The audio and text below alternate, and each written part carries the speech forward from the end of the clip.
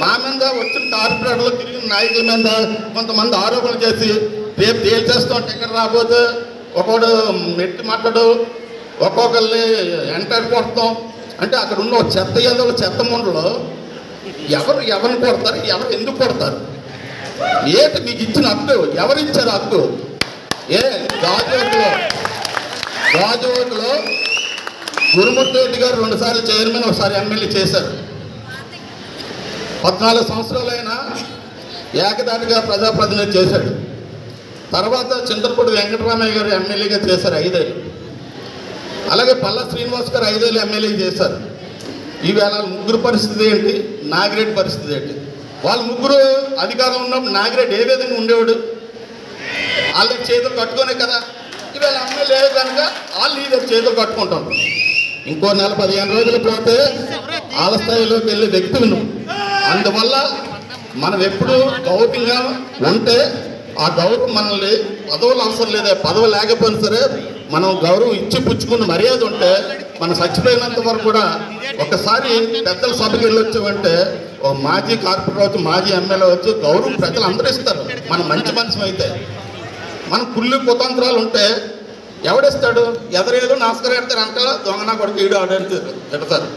అందువల్ల ఒరేయ్ రాజేంద్ర రామారావు, చెత్తనా కొడుక, నువ్వు వార్డు కార్పొరేటర్ కదా, నువ్వేమోని వైసీపీలో ఉంటావు, నీ కొడుకులేమోని జనసేన పార్టీలో తిరుగుతారు. కాపు కమ్యూనిటీ మీద తీసుకొని నువ్వు కాపు నాయకుడు కదా, ఏ రోజైనా పవన్ కళ్యాణ్ ఇక్కడికి వచ్చి అంత పిచ్చి పేలాపన పేలితే ఏ రోజైనా నువ్వు ఒక ప్రెస్ మీట్ అయితే ఖండించావా?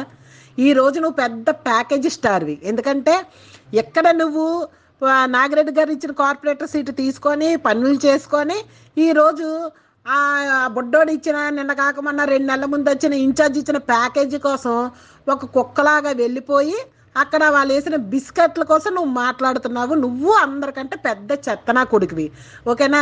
నువ్వు ఎంత అరాచకాలు చేస్తావో మొత్తం గాజువాక నియోజకవర్గం ప్రజలకు అందరికీ తెలుసు. ఫ్లోర్లు వేసారంటే 1,00,000 2 లక్షలు. అక్కడ మా ఎస్సీ వాళ్ళని కూడా నువ్వు చాలా బాధ పెట్టావు. ఆ ఎస్సీ వాళ్ళందరూ కూడా నీ ఇంటి మీదకి వస్తారు, అది గుర్తుపెట్టుకో. నువ్వు నాగిరెడ్డి గారి దగ్గరికి వచ్చి కూడా నీ మీద బొచ్చుడు కంప్లైంట్లు వచ్చాయి. అయినా సరే నీకు సిగ్గు లజ్జ సీమి నెత్తిరి అనేది లేదు. ఈ రోజు నువ్వు ఆడేసిన 1,00,000 మందికి ఆడిచ్చిన 1/2 మందికి నువ్వు ఈరోజు పిచ్చి పేలాపనలు మాట్లాడుతున్నావనంటే మేమైతే చూస్తూ ఊరుకోము.